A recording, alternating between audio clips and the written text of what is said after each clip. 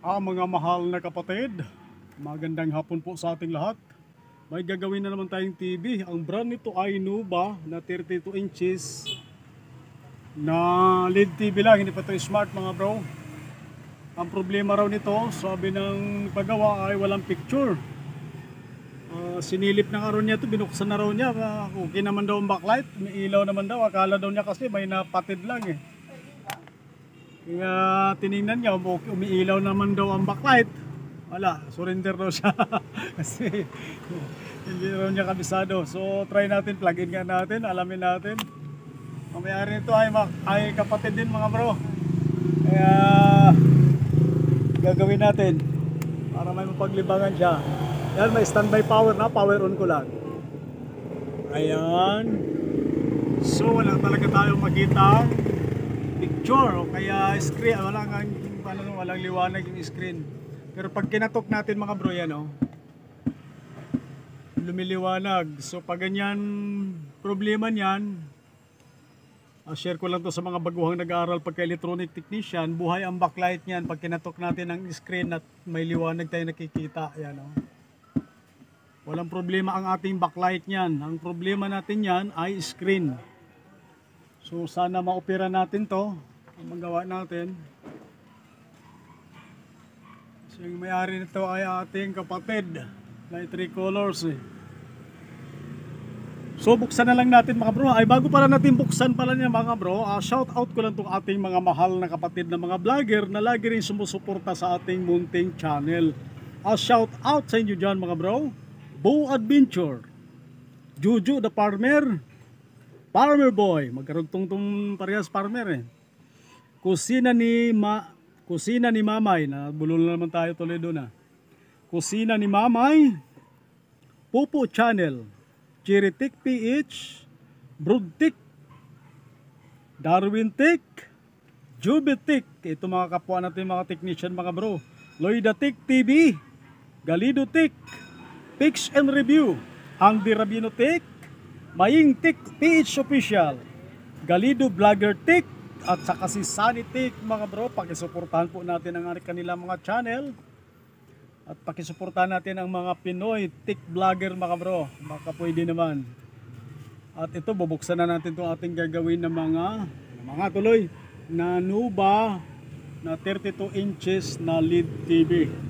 So buksan natin mga bro para malaman natin kung anong diferensya nito.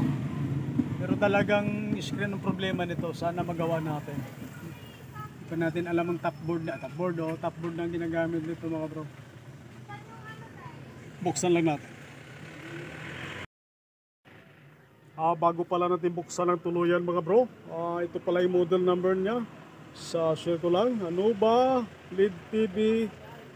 Ayun, ito na yung pinaka model number niya, LED-TV32-A7. Yan yung model number niya mga bro. So LED TV lang ito mga bro, hindi pa to smart.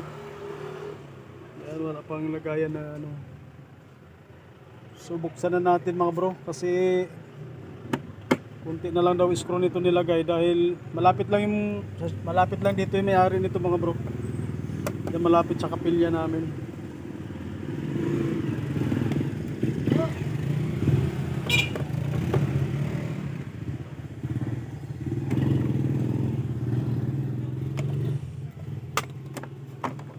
Yan, buksan na natin. Ayun. So ganyan pa rin ang kanyang top board na ginamit.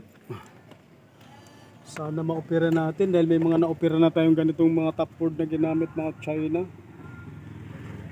So plug in natin na lang, alamin natin kung may supply yung ating top board.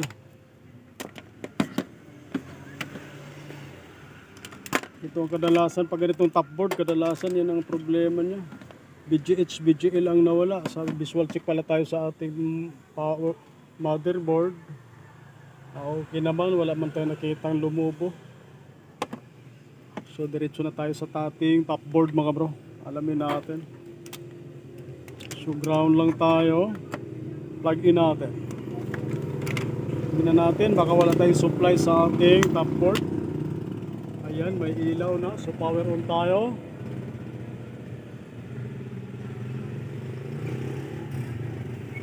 Ayan, nag-una yan. Antayin natin lumiwanag yung backlight. Suka, ayan. Umilaw na yung backlight niya. Yan ang katunayan na buhay ang backlight. So diretso tayo sa supply ng top board mga bro, sa fuse. Dito. So yan, buhay talaga yung 12 volts natin mga bro sa ating top board. So sukatin natin yung VGH. Malamang wala na namang voltahe ang VGH nito kaya wala tayong picture. Ito yung VGH, yung bun na kasulat, yan bun. Saka VGH, isa lang yan. Share ko lang ito sa mga baguhan nag-aaral katulad natin mga bro, ng mga electronic technician. Yung bun yan at saka VGH, isa lang yan mga bro. Dapat mayroon tayong 32 or 31. Masusukat natin yan, 0.1 na naman mga bro. So wala tayong voltahe. Yes sir! So yung DC to DC IC natin hindi gumagana mga bro. Malamang magkakatik to. O kaya check muna natin pala yung mga kapasitor, yung SMD kapasitor. Baka may shorted tayo makikita. Pero pag wala tayo makita niyan mga bro, malamang magkating nitod tayo. Try natin magputol ng mga CKB signals ng mga nagloko. So check ko muna mga kapasitor mga bro. Update ko na lang kayo mamaya. Isa-isahin ko lang. Baka may makita tayong shorted.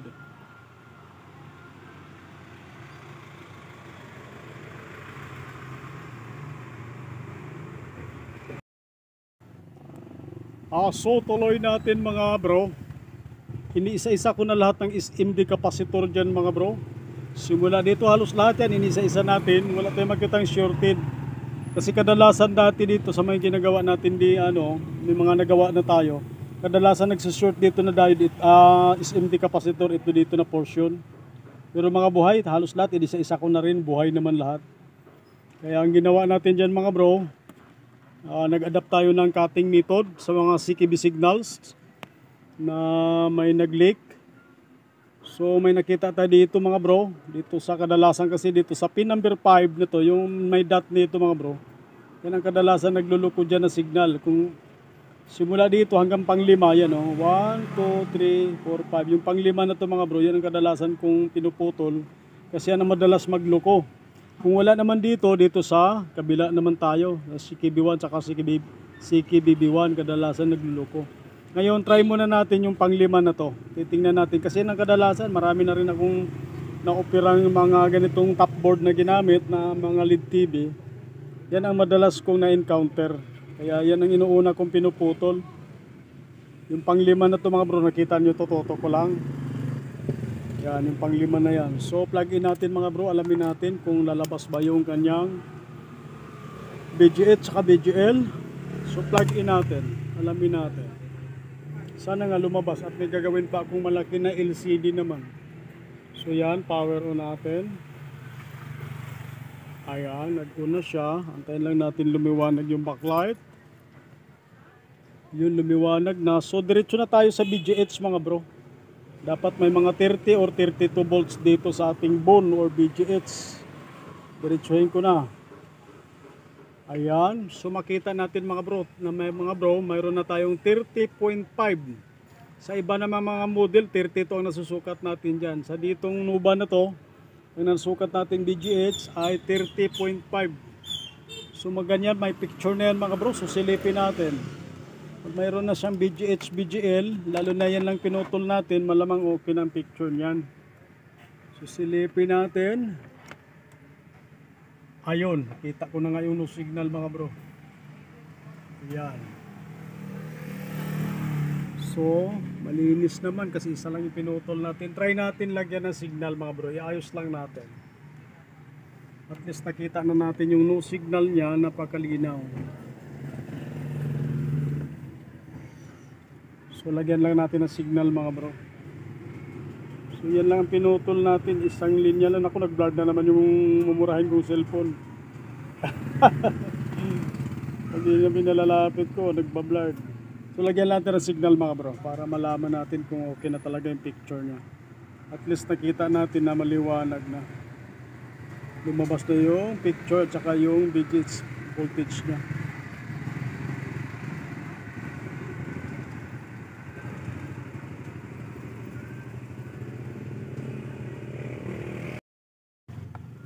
So ito na mga bro. Testing natin. Kabitan lang natin ng DVD player itong ating ginagawa na Nova na inupira natin yung top board. So yan. Standby power na. Power on lang tayo.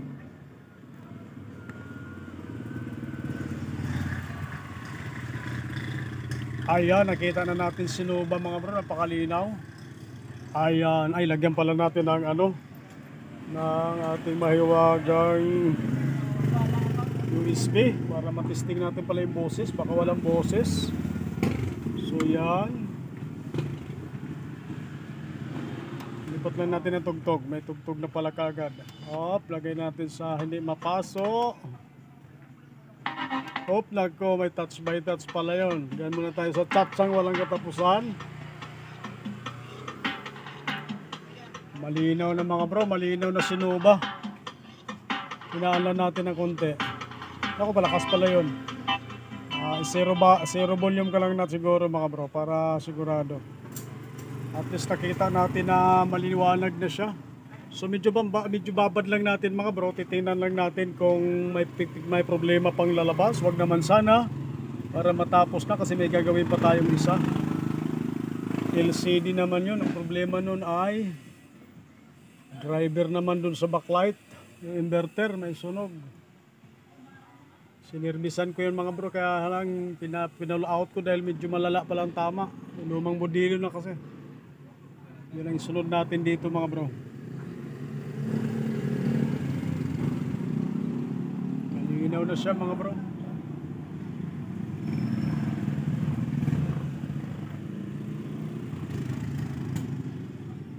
Okay na to.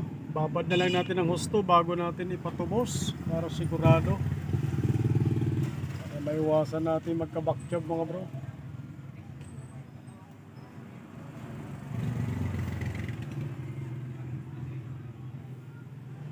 So okay na to mga bro. Maraming salamat sa inyong panonood. At magandang hapon po sa ating lahat. Babad na lang natin mamaya bago natin ipatubos para sigurado lang. Gagawin pa kasi kung isa kaya bilis-bilisan natin.